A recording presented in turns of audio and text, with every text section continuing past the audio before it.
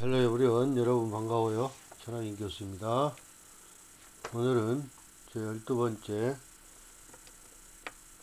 대인 커뮤니케이션에 있어서 질문과 설명에 대해서 설명을 드리도록 하겠습니다. 질문과 대답으로 이렇게 이제 구성되어 있는 커뮤니케이션은 우리 인간관계에 있어서 제일 중요한 그런 일반적인 형태라고 말할 수 있습니다. 자, 질문이란 무엇이죠? 자, 어린 아이들이 자꾸 질문을 많이 하죠. 그 이유는 뭡니까?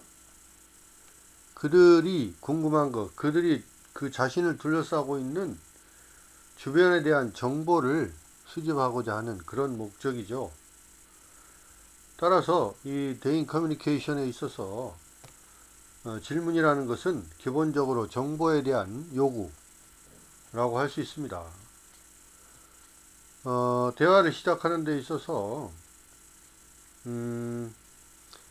유효한 수단일 뿐만 아니라 대화를 지속시키는 그런 역할도 하는 것이 바로 질문이고, 인간관계에 있어서 다양하고 중요한 그런 역할을 수행하는 것이 바로 질문입니다.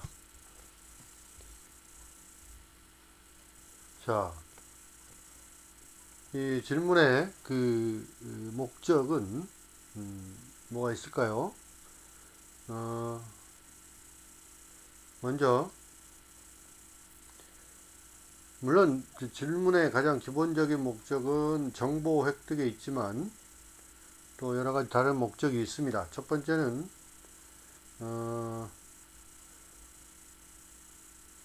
인간관계를 적절히 유지하는 그런 역할, 그 다음에 특정 주제에 대한 상대방의 관심이나 또는 호기심을 유도하는 것, 그 다음에 상대방이 어떤 어려움을 겪고 있는지를 분석하는 것, 또 상대방에 대한 관심의 표현이 될 수도 있고요. 또 상대방의 자세, 감정, 의견에 대한 확인일 수 있고, 또 상대방의 적극적인 참여를 유도할 수도 있고, 상대방의 또 지식 수준을 평가할 수도 있고, 또 긴장을 완화시킬 수도 있고, 또 상대방의 또 비평적 사고를 자극하거나 또 지식 수준을 평가하는 평가의 자극, 이런 여러 가지 목적을 가지고 있습니다. 질문에 관한 연구에 있어서 이 커뮤니케이션 분야 외에도 언어학이나 논리학, 심리학, 교육학 매우 다양한 분야에서 질문에 대한 연구가 이루어지고 있습니다. 높은 지위에 있거나 특정 상황의 주도권을 갖는 사람이 주로 질문을 많이 하는 사람이죠. 질문을 받는 사람은 그 질문에 대해서 응답해야 하는 불안감 또는 두려움, 이런 스트레스를 경험한다는 것이죠. 따라서 질문은 이제 대부분 언어로 표현이 되지만 또 비언어로 표현되는 경우도 있습니다. 따라서 이런 질문한 사람 이런 것을 고려해서 특정 상황에 적합한 형태의 질문 기법들을 활용하는 것이 좋습니다. 자, 질문의 형태는 첫 번째 단순 회상 질문과 가공 처리 질문, 그 다음에 두 번째 폐쇄형 질문과 개방형 질문, 그 다음에 세 번째는 유도 질문, 조사 질문, 또 수사학적 질문, 다중 질문, 이렇게 여러 가지 질문의 형태가 있습니다.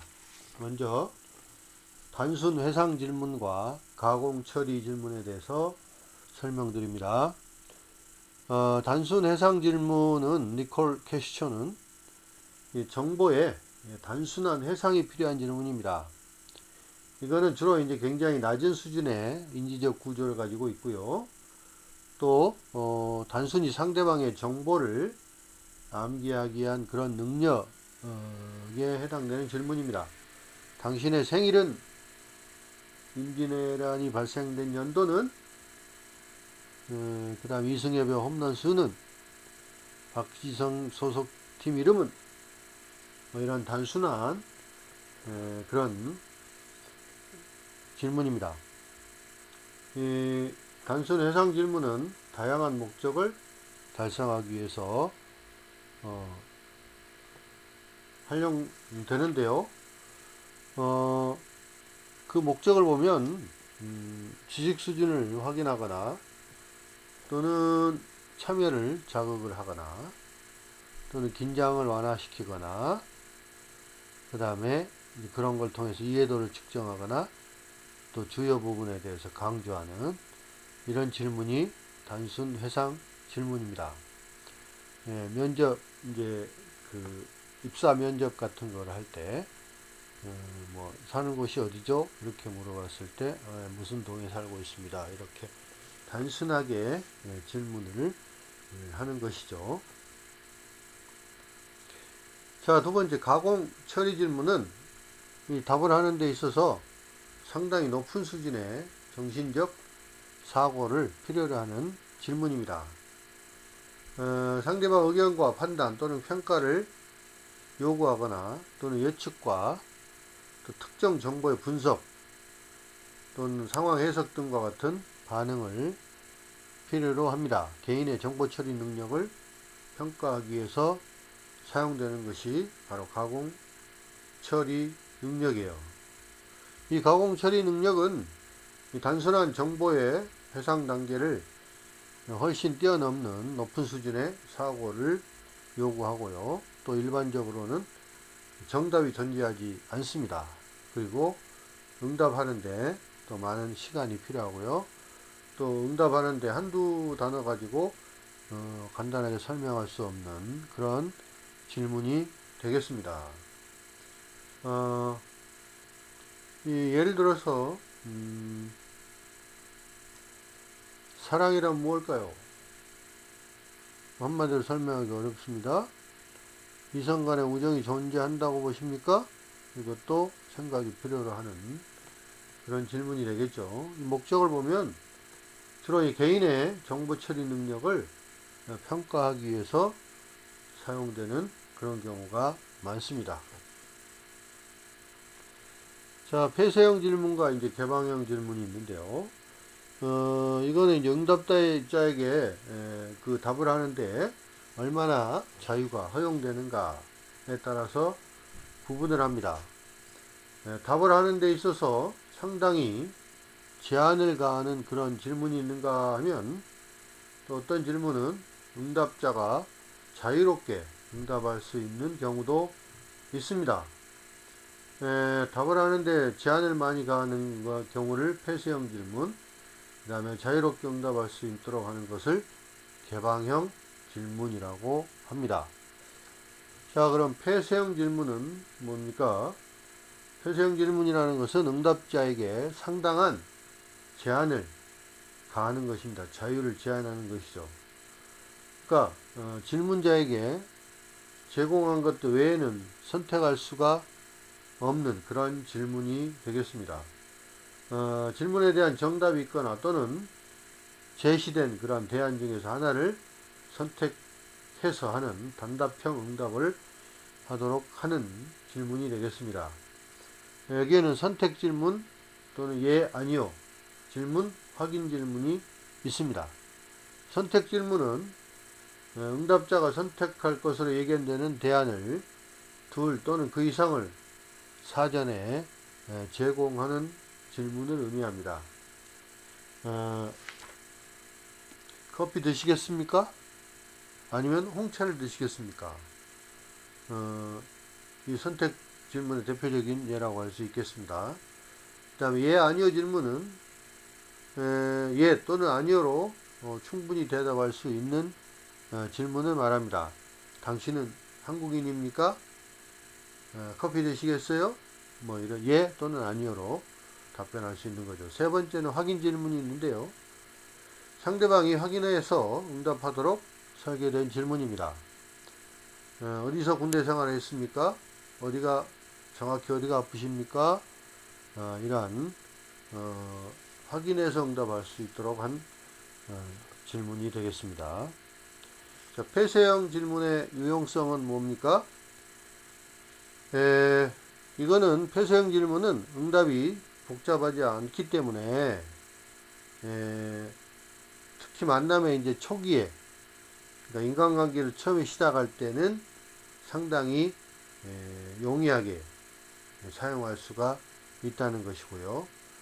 또 폐쇄형 질문에 대한 응답이 개방형 질문보다 더 정확하고 또 기록하기가 쉽기 때문에 어떤 사실 발견을 위한 인간관계에서는 폐쇄형 질문이 훨씬 더 적절합니다.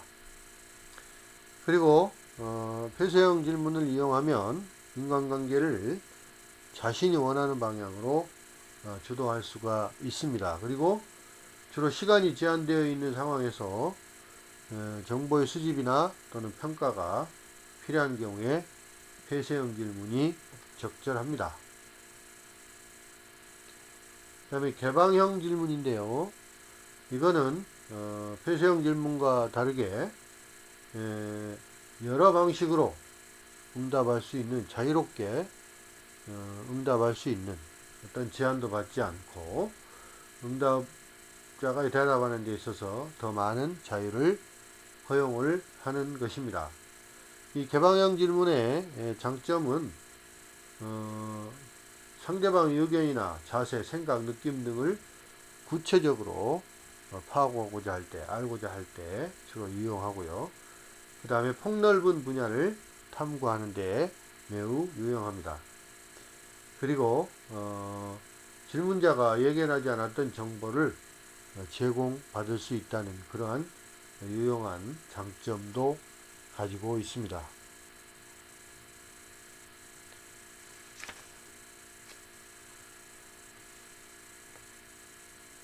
자, 개방형 질문의 유용성은 응답자의 의견이나 자세, 생각, 느낌 등을 알고자 하는 경우, 그 다음에 질문자가 잘 모르는 사건이나 주제에 대해서 물어보는 경우, 사전에 지식이 필요 없는 거고요. 질문자가 예견하지 않았던 정보를 또한 제공받을 수 있고요. 그런데 이제 개방형 질문의 한계를 보면 시간 제약이 있습니다. 왜냐하면 자유롭게 이제 제한을 받지 않고 응답을 하기 때문에 응답 시간이 폐쇄형 질문보다 최소한 3배 이상 시간이 소요된다는 것. 그 다음에 또 응답자가 말이 많은 사람인 경우에는 굉장히 그 대답이 길어질 수가 있고 시간이 많이 소요될 수가 있다라는 그런 한계점도 갖고 있습니다. 그 다음에 세 번째 이제 유도 질문이 있는데요. 유도 질문은 질문자가 자신이 원하는 반응을 응답자가 보이도록 유도하는 질문을 말합니다. 이런 유도 질문에 대한 예견된 그런 응답은 일반적으로 질문 자체에 함축되어 있는 경우가 많습니다. 첫 번째 이제 유도 질문 중에 대화 유도가 있는데요. 대화 유도는 일상생활에서 상대방과의 대화를 이끌어내기 위해서 하는 질문입니다. 또는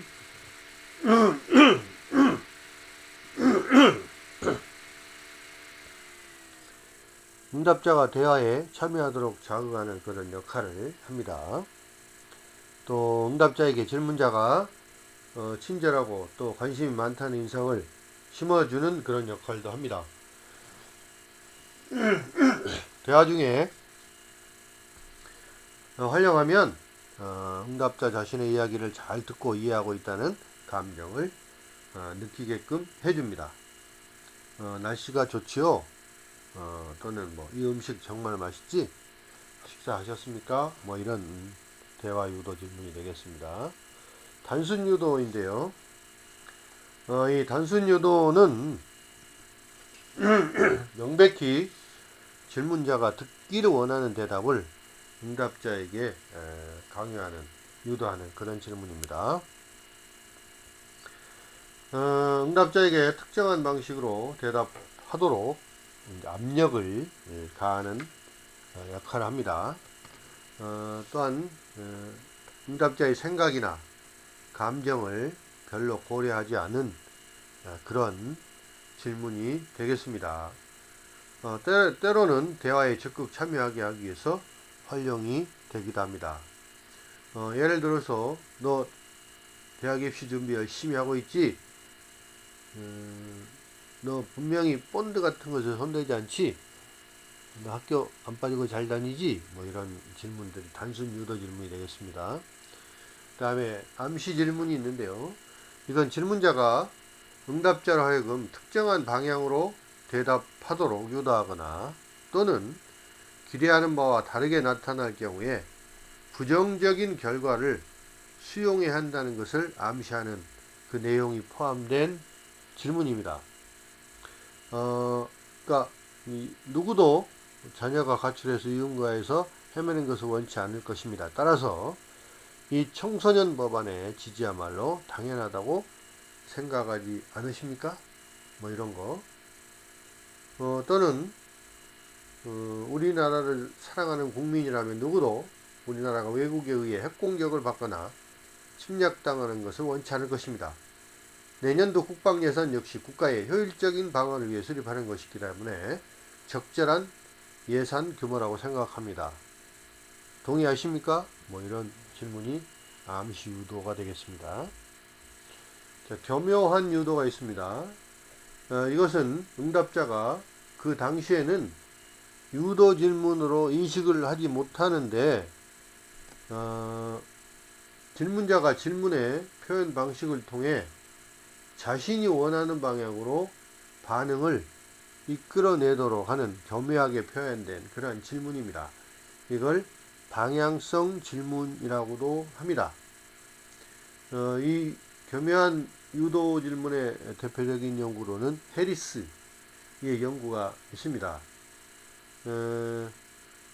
해리스는 질문의 표현 방법이 응답자가 특정한 방향으로 응답하도록 유도하는데 어떤 영향을 미치는가에 대해서 연구를 했는데 질문 내용에 포함된 그 단어 표현이 응답자의 대답에 많은 영향을 미칠 수 있다는 것이죠. 따라서 타인으로부터 정확한 그 사실의 회상이 필수적인 형사, 의사, 간호사, 변호사 이런 직업을 가진 사람들은 특히 무의식적으로 교묘한 유도 질문을 많이 사용하게 되는데 상대방으로부터 그릇된 정보를 얻을 수 있기 때문에 매우 조심해야 합니다.